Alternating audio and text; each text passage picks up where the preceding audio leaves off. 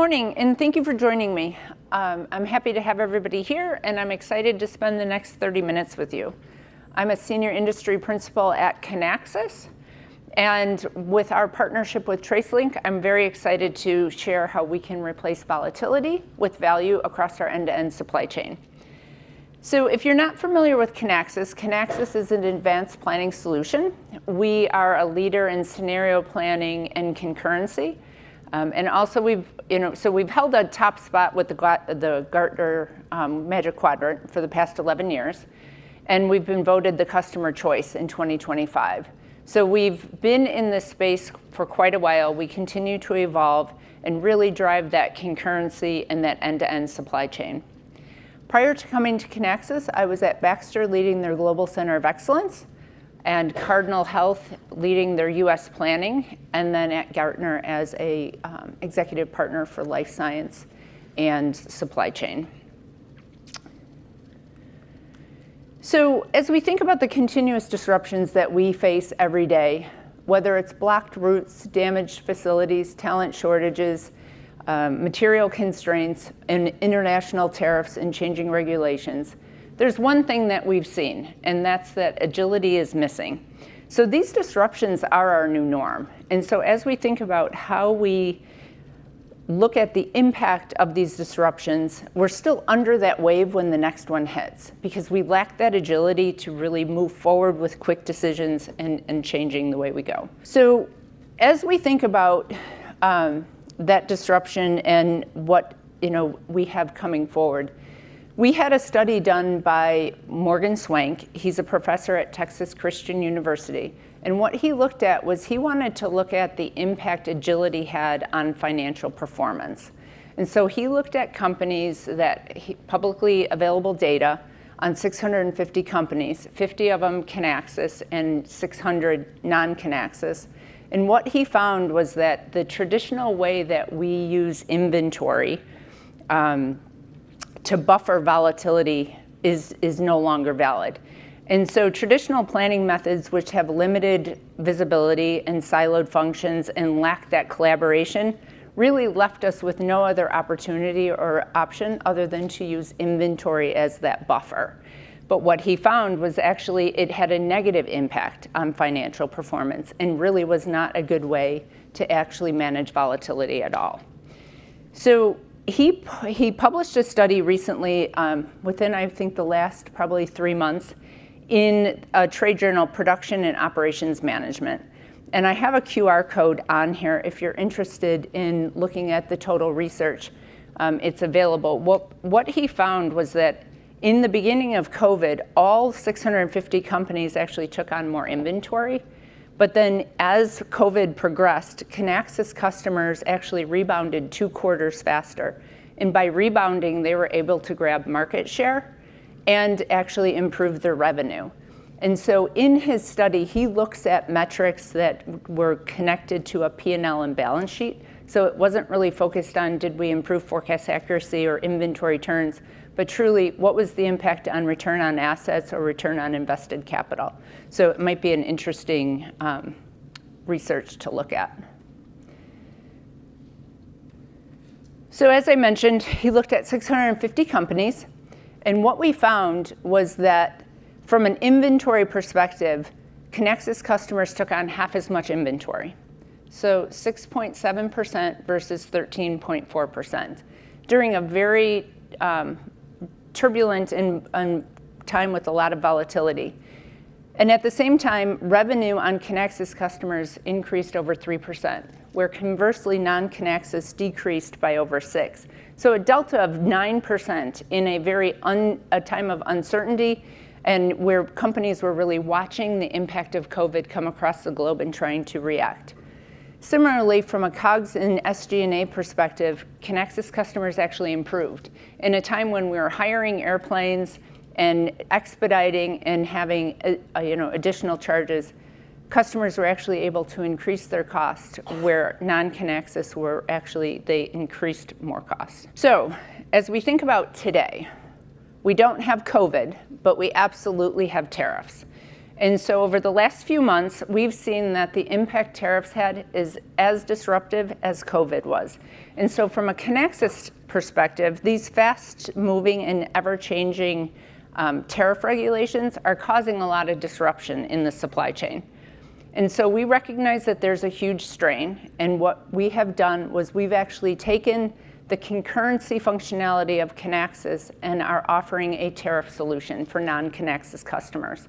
It doesn't require any configuration or software, but basically we take your data and we run it through our scenarios, allowing you access to the what-if scenario planning so that you can see the impact and make decisions.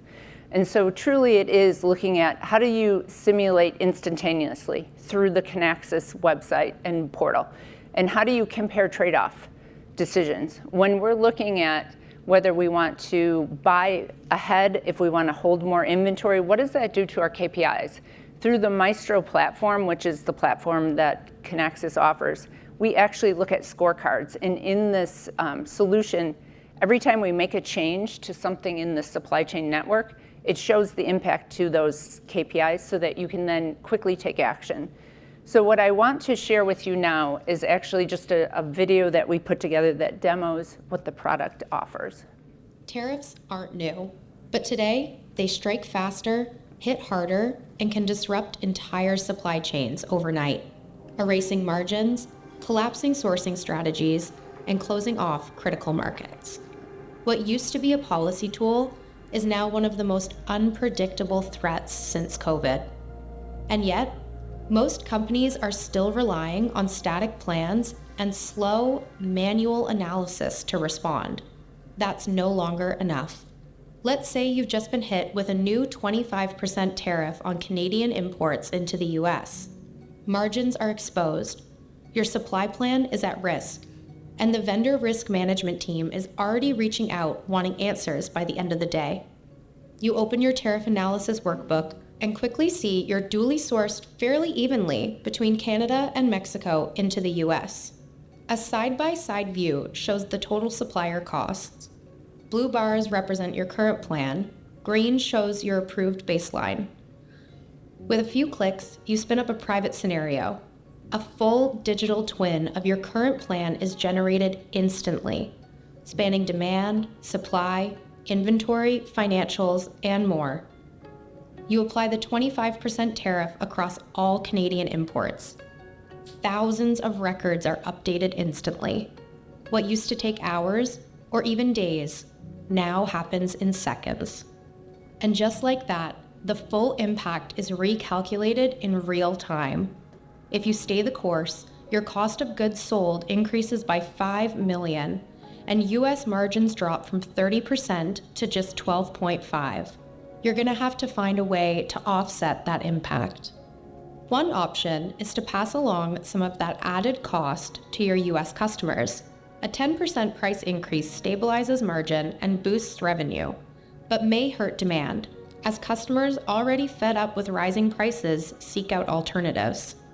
Modeling a 20% drop in demand shows revenue falls, margins remain thin, and customer relationships are now at risk.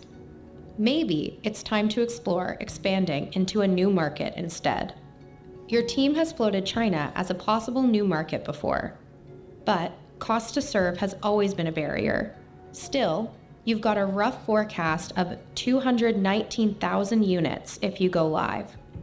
Activating the market scenario triggers instant recalculation of supply requirements, shipping costs, and more. Revenue spikes by 22 million. Margins hit 30%. But it's a competitive space, so you may need to drop your prices to gain market entry. A 25% price reduction causes margins to plummet. There's got to be a better option. Today, the US is dual-sourced equally between Canada and Mexico. What happens if you reduce Canada's priority?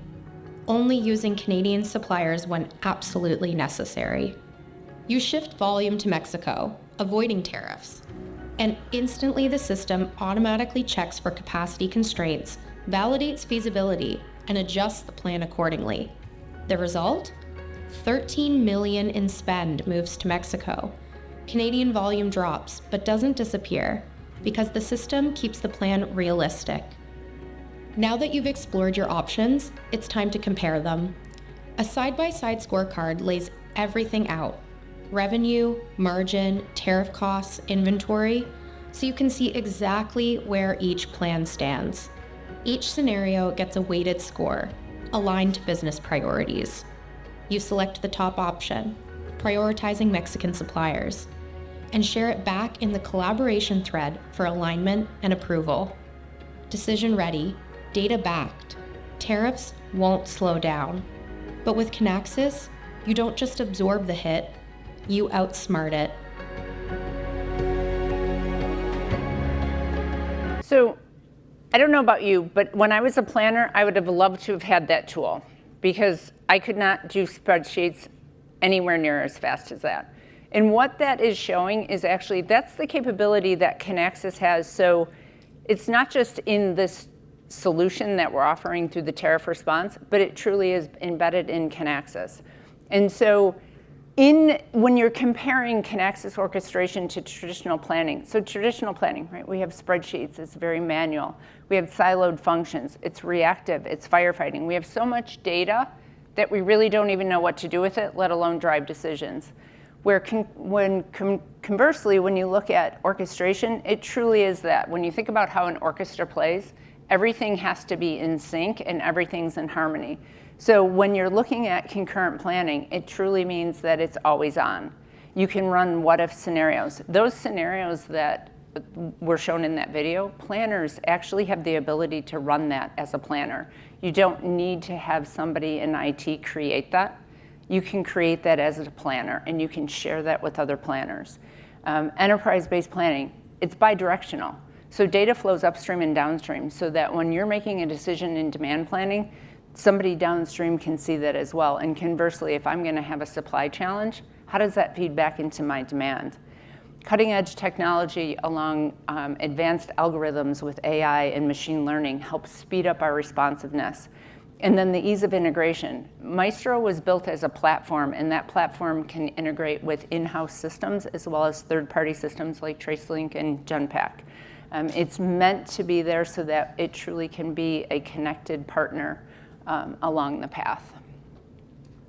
So our relationship with TraceLink is very important because when you think about traditional planning is inside out, and it's within the walls or within the data that you have in your system.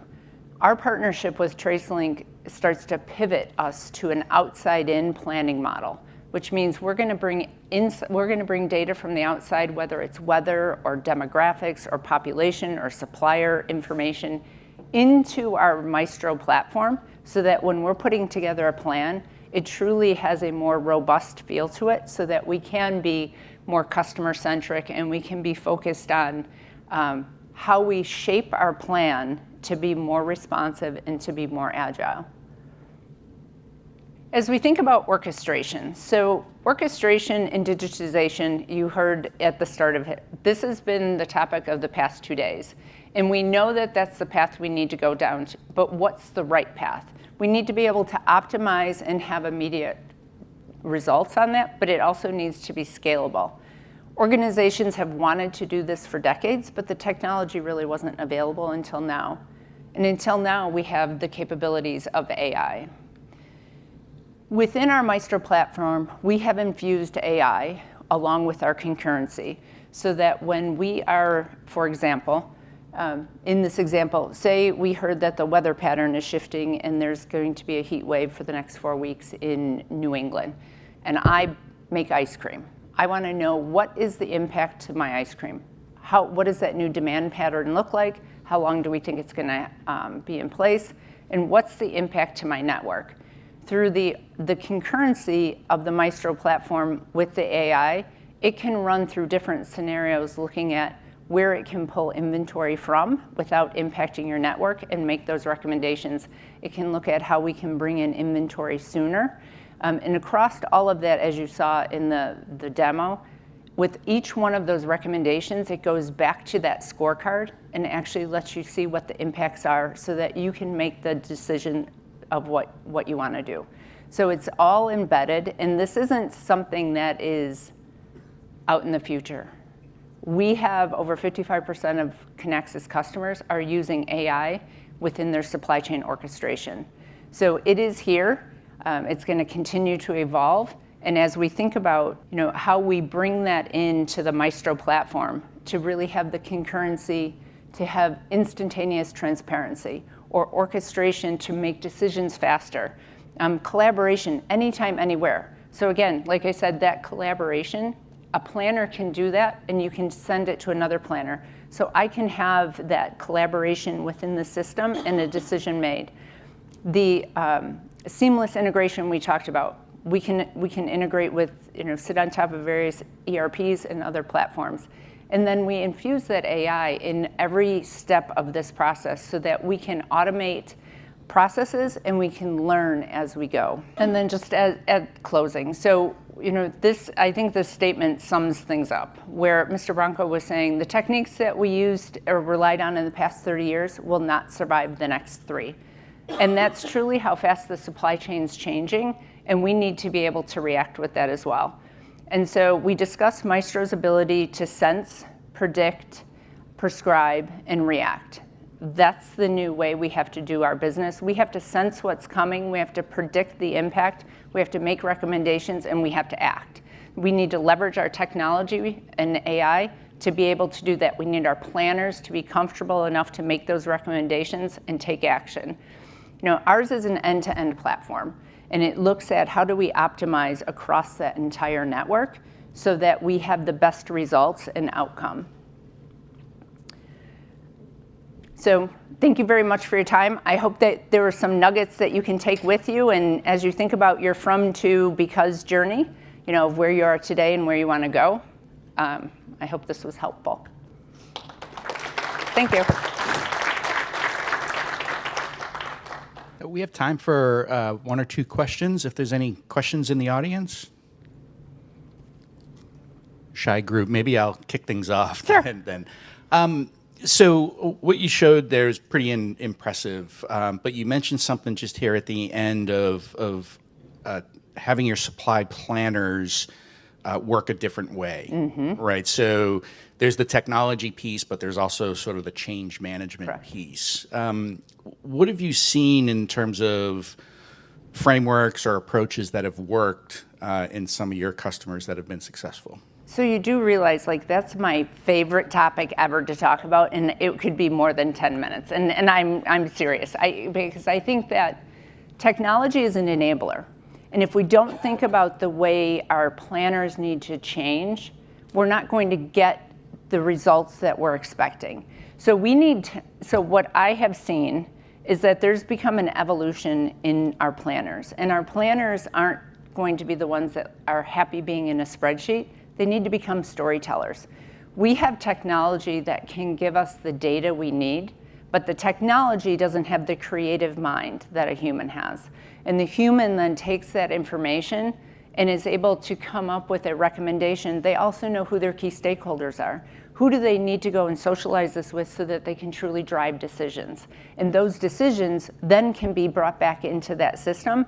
And so I think that, to me, is going to be one of the biggest opportunities and challenges we have as we go forward, because automation is going to continue to do the things that are routine and mundane, but humans play a very, very important part. And as we think about how we evolve our planners, they build a completely different skill set that allows them to springboard into so many different opportunities within the organization. And when you understand supply chain, you understand how the heartbeat works in that company.